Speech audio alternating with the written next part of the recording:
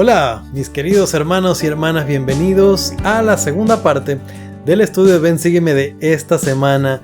Hablamos mucho sobre lo que pasó antes de recibir los 10 mandamientos. Conversamos una que otra cosa en la parte 1 sobre el gobierno y la jerarquía que existía entre los israelitas en aquella época, cómo se organizó, entre el alivio que eso debió traerle a Moisés. Hoy tenemos que hablar mucho más sobre los mandamientos. Continuamos con Éxodo 20. Yo soy Daniel Ampudialazo. Este es el estudio de Ven Sígueme. Bienvenidos. Muy bien, y es tiempo de entrar en materia, volver a las escrituras. Estamos, como les decía, en Éxodo 20. Y aún de lo que leímos en la primera parte hay muchas cosas que todavía no les he dicho y sí les quería conversar. Leímos el versículo 5 en el que se dice que Dios es celoso. Y esta parte es algo que cuando uno la lee, uno piensa así, ¿cómo es eso que Dios es celoso? Porque lo que tenemos en nuestra mente de una persona que es celosa es de el tóxico o la tóxica. Entonces pensamos que celoso es alguien que está llamando a cada rato a ver dónde está, con quién se ve, quién le dio like a la foto. ¿Quién es esa persona que te anda escribiendo? ¿Con quién te escribes tanto? ¿Quién te está llamando?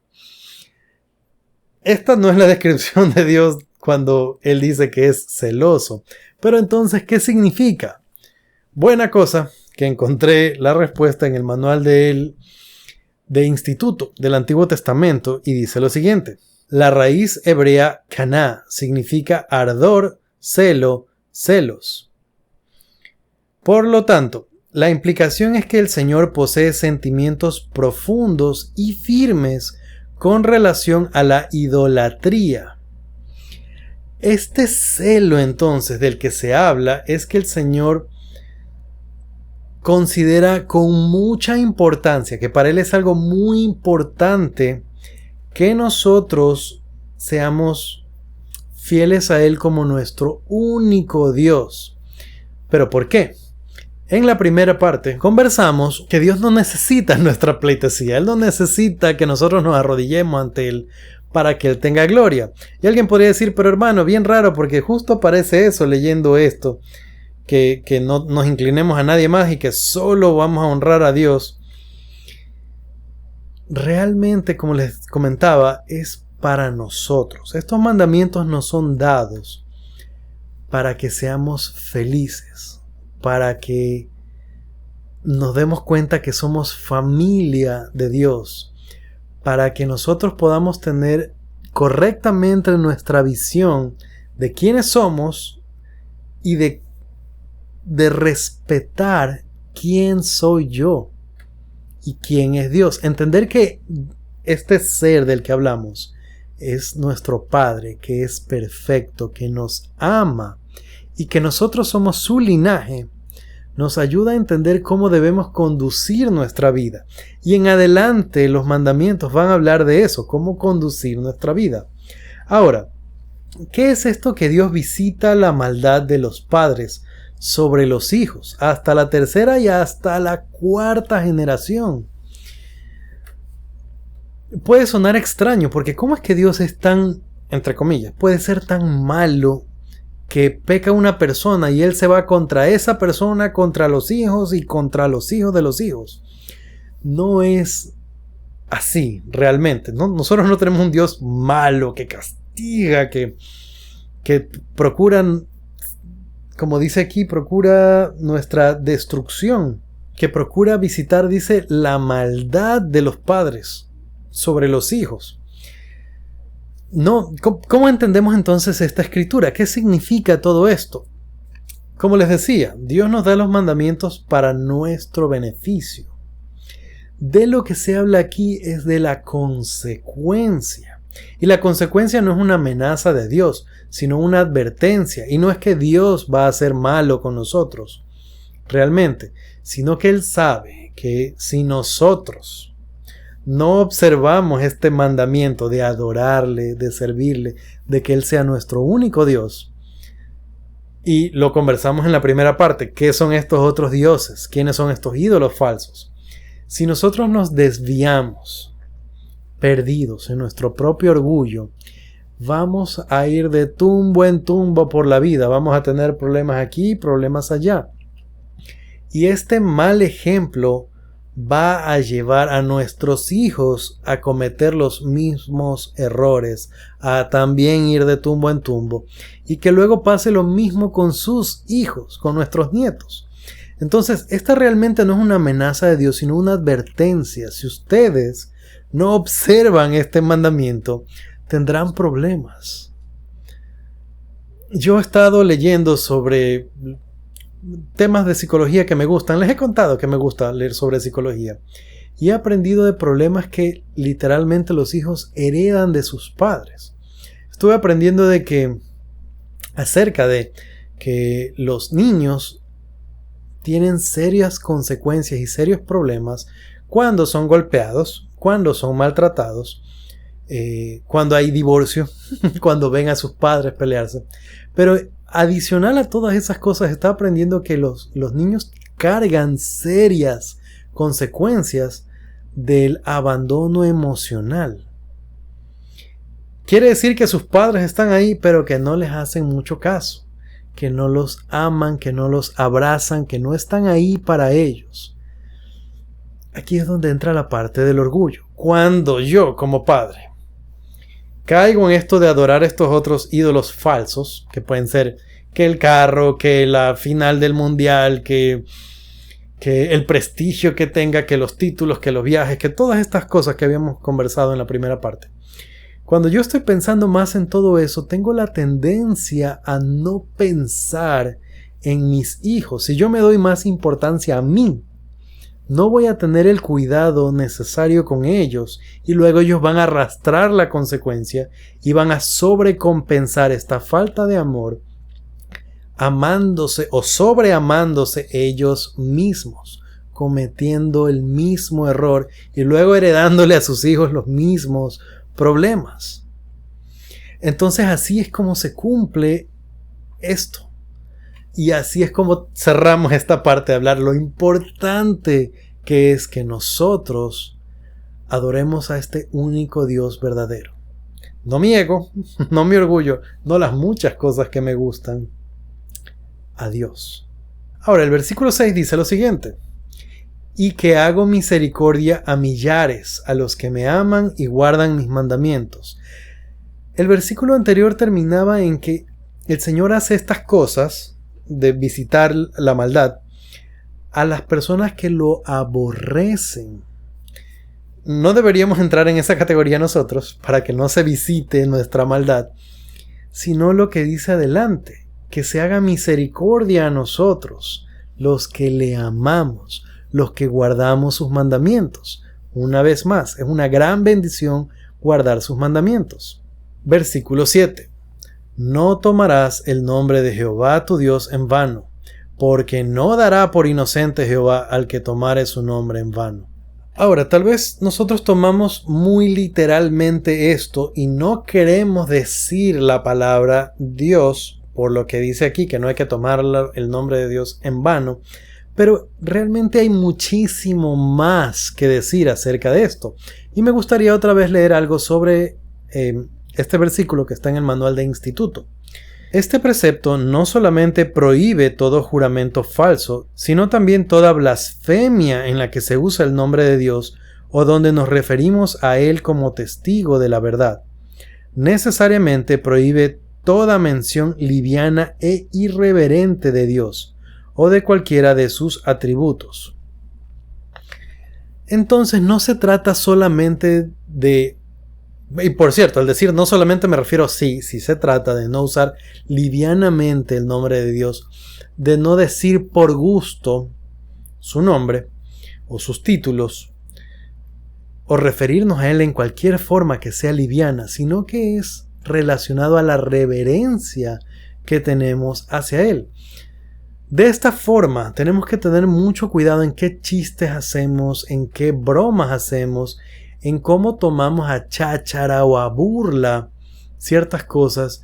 Yo he visto miembros de la iglesia tomar a broma y hacer reír a otros miembros de la iglesia también, tomando como burla el nombre de Dios o la palabra Dios. Y tenemos que tener mucho cuidado con esto porque denota cuál es nuestra relación con Él. Alguien podría pensar, bueno, es que es de mucha confianza.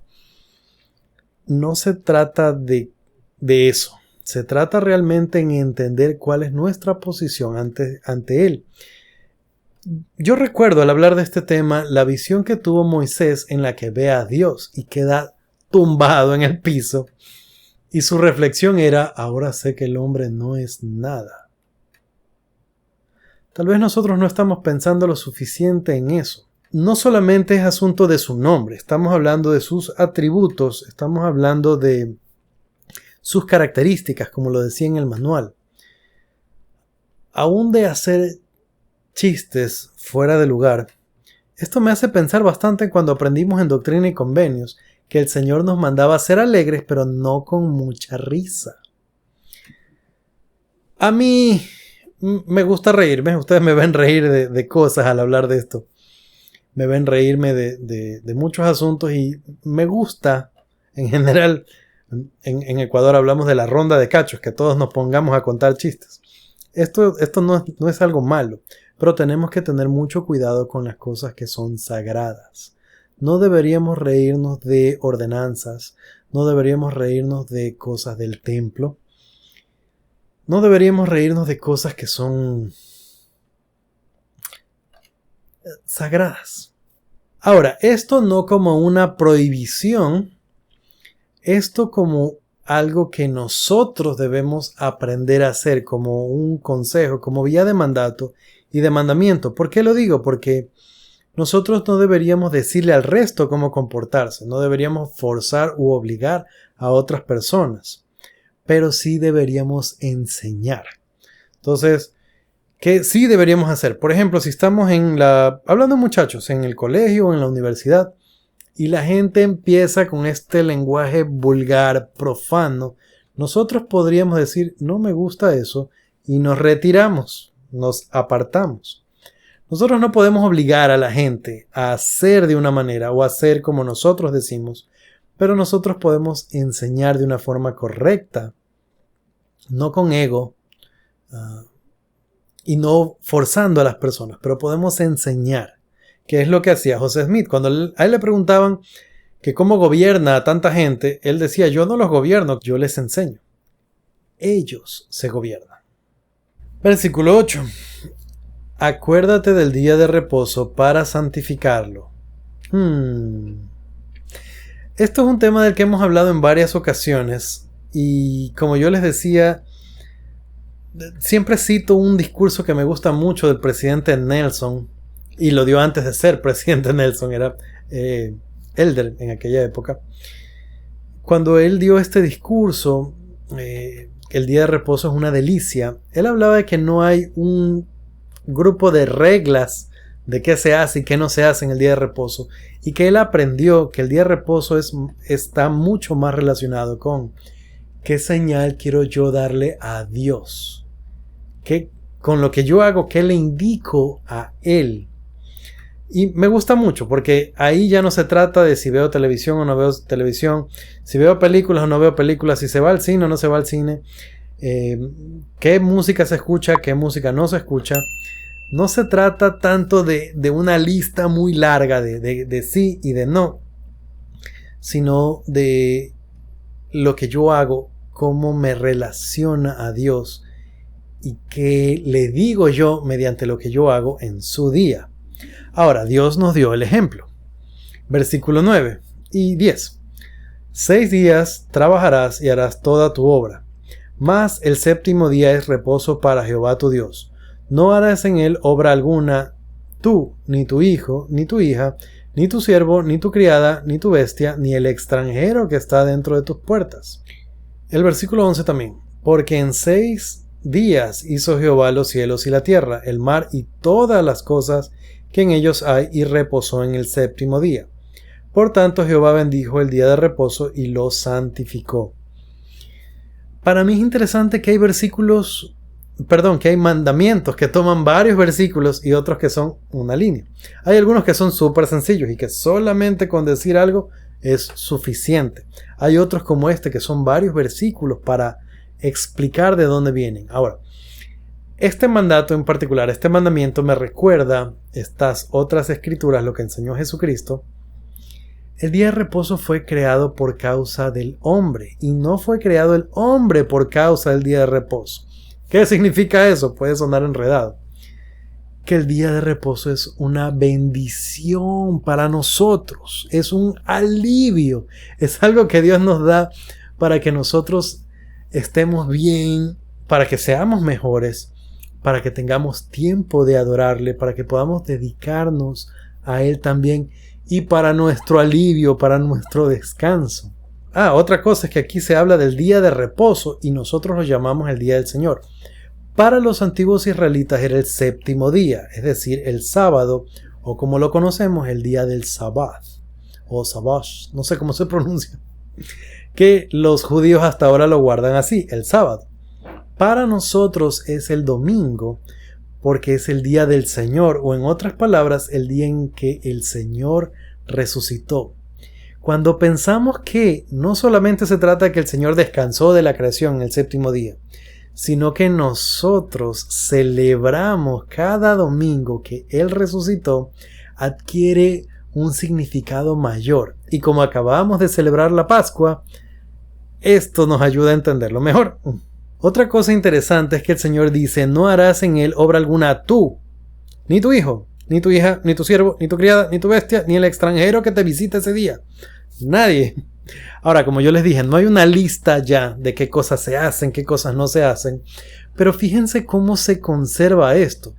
Aún si hay visitas en mi casa, las visitas en mi casa se adaptan a las costumbres de la casa. Nosotros somos personas que sirven a Dios y ese día, el día de reposo, el día del Señor, se observa en mi hogar. Esto a mí me hace pensar que el Señor se adelanta en este asunto y nos dice, ese día si ustedes tienen visitas, no quiere decir que por acomodar a sus visitas van a hacer algo que esté en contra del día de reposo. Ahora, ese en contra, otra vez, como ya no hablamos de listas, yo no les voy a decir a ustedes, mis queridos hermanos y hermanas, qué pueden hacer y qué no en ese día. Pero ustedes como familia pueden organizarse y pueden decidirlo. Y otra vez, esto se puede hacer para que sea claro para nuestros hijos, no solo niños, adolescentes o grandes, lo que sea, para que haya reglas claras en nuestra casa. Nosotros sí podemos decir, ok, nosotros el día domingo si se prende el televisor, esto es un ejemplo, puede ser con mensajes de la conferencia, puede ser con el video del hermano Ampudia. Puede ser que decimos no, preferible los domingos no se prende. Otro día podemos ver los videos, los de la conferencia, los del hermano Ampudia. Esto puede variar de casa a casa según cómo ustedes se sienten. Yo escuché, esto tal vez es una leyenda, un mito, no lo sé, no estoy seguro, pero yo una vez le escuché a un hermano hablar de otro hermano que decía que a él incluso le incomodaba utilizar el auto el día de reposo y ellos se iban a pie a la capilla. Si la capilla a ustedes les queda muy lejos, obviamente, caminar una distancia larguísima tal vez no sea la mejor forma de observar el día de reposo. No les estoy diciendo que así debe ser. Es solo una idea. Para cada persona va a ser de una manera distinta, pero recordemos el principio. Es la señal que yo le doy a Dios de que yo soy su pueblo, de que mi familia somos su pueblo.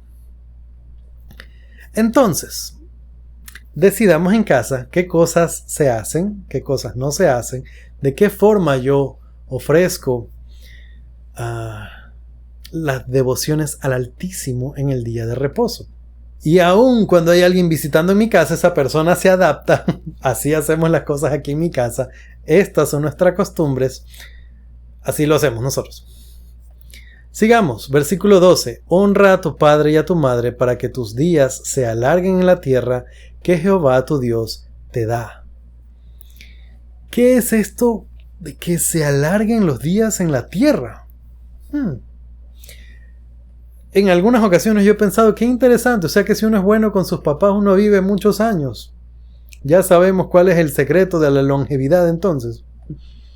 Sí y no, este mandamiento se puede aplicar de forma general y también de forma individual. Ahora, esto no es un absoluto. Vamos a tener personas muy buenas, niños muy buenos que vienen a esta tierra solamente a cumplir con tomar un cuerpo y Dios los llama de vuelta a su presencia. Creo que todos sabemos de personas que son muy buenas, que han sido muy buenas y han sido dolorosamente para nosotros llamados temprano a volver a Dios. Esto no significa que no hayan cumplido con el mandamiento. Pero como les decía, este mandamiento sí se aplica de forma grupal, como de forma universal y también de forma individual. ¿Cómo? Ellos, los antiguos israelitas, eran un pueblo que iba viajando por ahí. Podían haber sido destruidos por una plaga, podían haber sido destruidos por otras naciones. Ellos no tenían murallas. Ellos no tenían muchas comodidades de estar asentados porque eran un pueblo viajante. Entonces, para ellos esta preservación, esta promesa de que se alarguen sus días, era una promesa muy importante. Para nosotros también, todavía, como les decía, como pueblo, para nosotros es importante vivir mucho tiempo para poder enseñar, para poder aprender, para tener tiempo de compartir con nuestra familia, de crecer en el Evangelio, de enseñar el Evangelio. Como les decía, como conglomerado, como pueblo de Dios, nos conviene vivir mucho tiempo. De forma individual, ¿cómo se aplica esto? Yo les mencioné acerca de estas cosas de psicología de las que hablábamos y del bienestar de la persona y que nosotros podemos hacer mucho daño a nuestros hijos si no les enseñamos bien, si no los cuidamos bien, si no los ponemos derechitos en el camino de Dios. Y literalmente desobedecer, deshonrar a nuestros padres puede acortar nuestra vida, porque la vida desordenada se encuentra con muchos problemas y entonces puede pasar que morimos antes de hora por una vida desordenada. Hay un sinnúmero de cosas que pueden traernos esto. El alcoholismo, manejar obviamente alcoholizado, es un serio problema y puede terminar con nuestra vida o la de alguien más. Lo mismo con drogas perjudiciales. No estoy hablando de medicina, sino de drogas. Hay un sinnúmero de cosas que pueden pasar. Podemos llegar al fin de nuestros días antes de hora. Pero no solamente con estas cosas. Hay muchas otras maneras en las que nosotros acortamos nuestra vida cuando deshonramos a nuestros padres. Ahora, aquí hay otro asunto que también me parece interesante y es que nosotros sabemos que tenemos un Padre Celestial y una Madre Celestial y también tenemos que honrarlos a ellos. Y fíjense en esta relación, porque el primer mandamiento fue adorar a Dios por sobre todas las cosas. Y ahora se nos está hablando también de honrar a nuestros padres. Hay una relación en esto temporal y celestial. Nosotros tenemos a nuestros padres y aprender a honrarlos, a respetarlos, a ser buenos hijos es una forma también de enseñarnos cómo ser con nuestro Padre Celestial. Y así como nosotros mediante nuestros hechos podríamos deshonrar a nuestros padres, de la misma forma deshonramos a nuestro Padre Celestial, porque somos sus hijos. 13. No matarás. Creo que ese es muy fácil. No anden por ahí matando gente, por favor. Se supone que esto debería ser muy claro, pero a mí me llegó mucho en la conferencia que se habló aún que la importancia de este mandamiento se aplica a nosotros también. También es un mandato el no matarás hacia nosotros. A mí me llegó mucho al corazón como el Elder Holland prácticamente nos rogaba que entendamos este mandamiento. 14. No cometerás adulterio. Este es un tema del que hemos hablado muchísimo y del que les voy a seguir hablando. Lo conversamos varias veces. El año pasado, cuando hablamos de doctrina y convenios, conversamos varias veces de la armadura de Dios y de este ceñir los lomos y cómo eso estaba relacionado con la ley de castidad. Este no cometerás adulterio tiene mucha importancia en nuestra relación con Dios. Y no recuerdo qué autoridad general decía que parece que para Dios es muy importante la forma en la que entramos en esta vida y la forma en la que salimos de esta vida. Es algo sagrado y el poder para procrear es sagrado. Ahora, este no cometerás adulterio incluye obviamente las relaciones premaritales también. Alguien podría pensar, bueno, eso quiere decir que tenemos que ser fieles. Realmente para Dios es muy importante todo. Nosotros participamos de relaciones íntimas exclusivamente dentro del matrimonio. ¿Por qué? Como les dije, los mandamientos están no solamente porque Dios dijo, no sé, quiero que hagan esto así. Están allí para ayudarnos, para bendecirnos, para protegernos. Las relaciones íntimas son algo importante.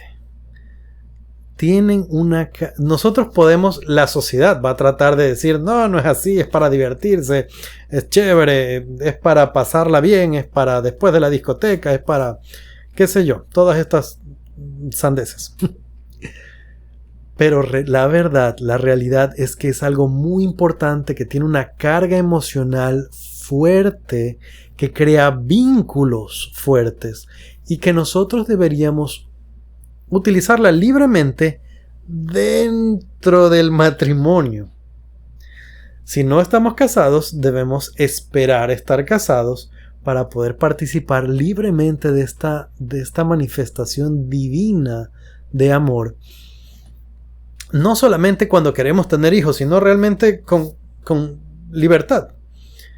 Estos sentimientos son poderosos y fueron puestos por Dios en nosotros para asegurarse de la perpetuación de la raza humana.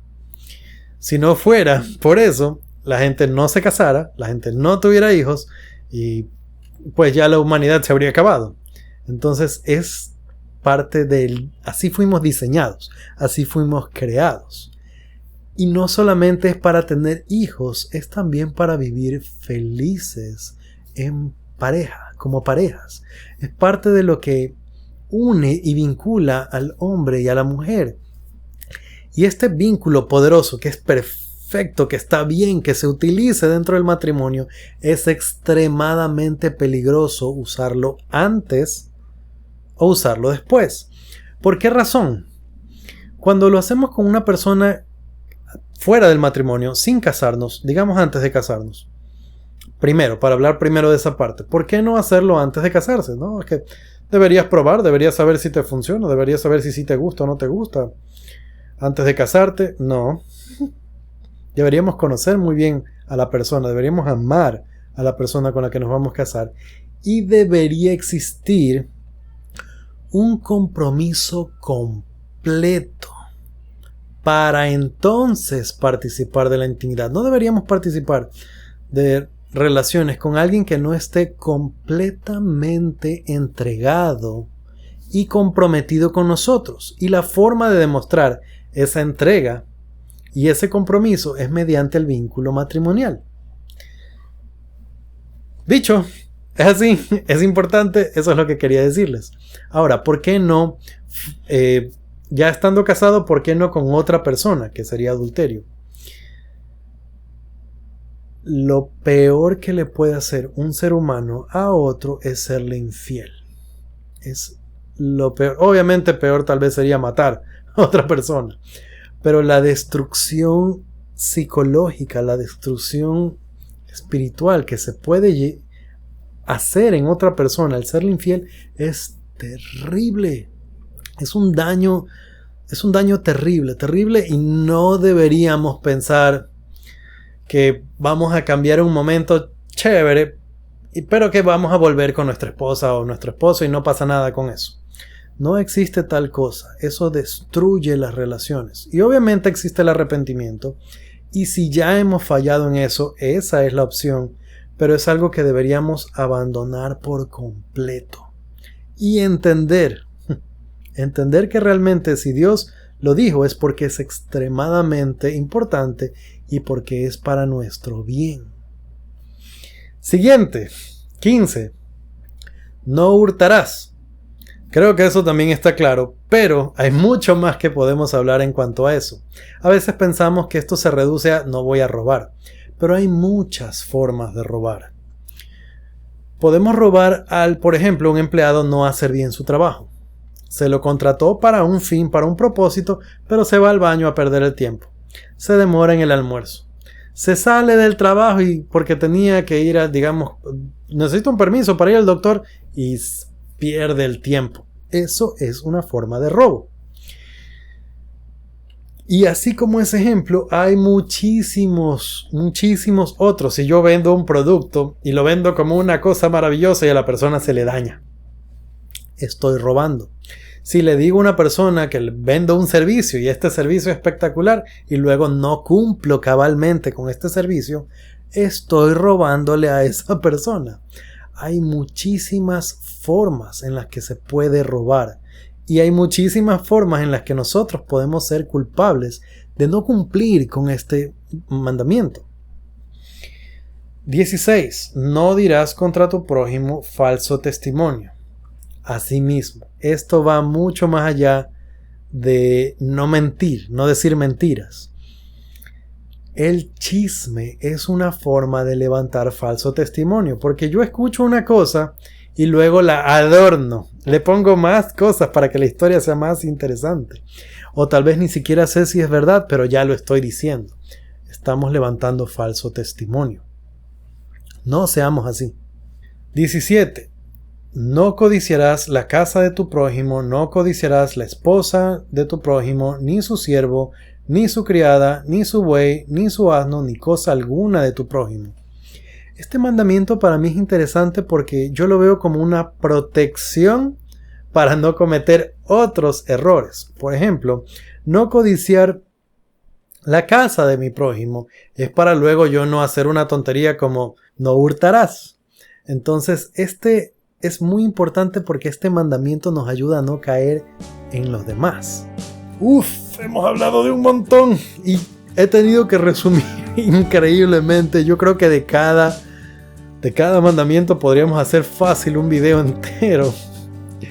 Mis queridos hermanos y hermanas, si llegaron hasta aquí, les estoy muy agradecido.